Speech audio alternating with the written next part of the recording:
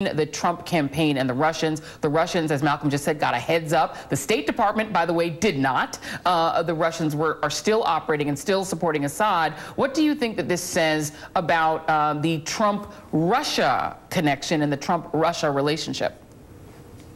Well, I'm not sure it says much about, the larger issue of the investigation. What I am concerned about is that, as we've seen with Russia, they're experts at manipulating information and propaganda. And there is something to that in regards to Syria. We look back at '95 and Bosnia. We have to be very careful that we have the international authority to act. There's this concept that was the preamble of the United Nations Charter that came as a result of the Second World War, this concept of crimes against humanity. I don't think anyone would argue that our moral compass is pointing the right way when we strike Assad after these horrendous attacks. That being said, there needs to be some international authority that gives the United States the right to actually strike. This is a sovereign state. It wasn't directly impacting our national security.